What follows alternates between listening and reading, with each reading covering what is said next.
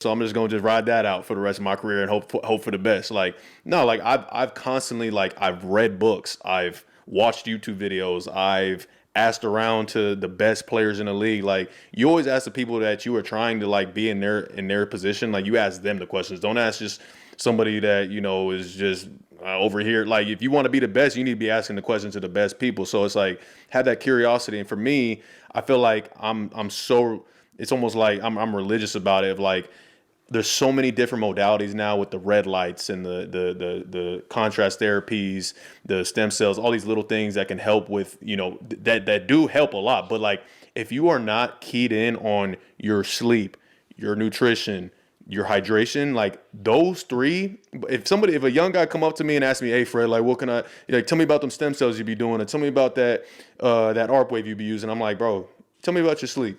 How many hours of sleep you getting tonight? What time you go to bed? What time you waking up?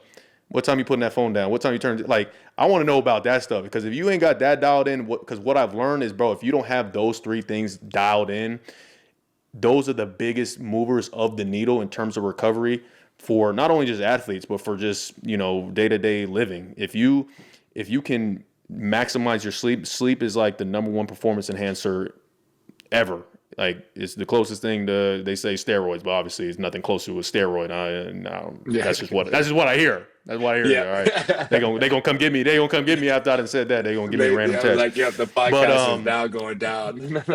but yeah, bro, like seriously, like the sleep, man, if you dial that sleep in, and then of course nutrition wise, like I just have an 80-20 rule. Like 80% of the time I'm eating right, you know, whole food, nutritious, you know, macronutrient or macro. I'm over here thinking I'm trying to sound smart.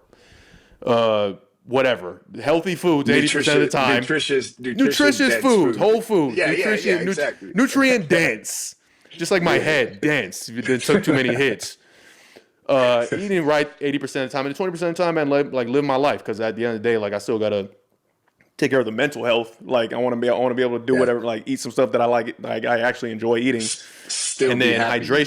hydration is another thing too. It's like guys like constantly are going out to practice, going into a game dehydrated, and it's like, bro, they show you like the dips in your performance based on your level of hydration. It's insane. So, you know, like I feel like those three things are so key in like in recovery. And so I would tell anybody, man, make sure those three things are super dialed in before you start trying to dip into like any of them other like, you know, cool, you know, little modality stuff that they got going on these days. Yeah, that makes sense. I like that.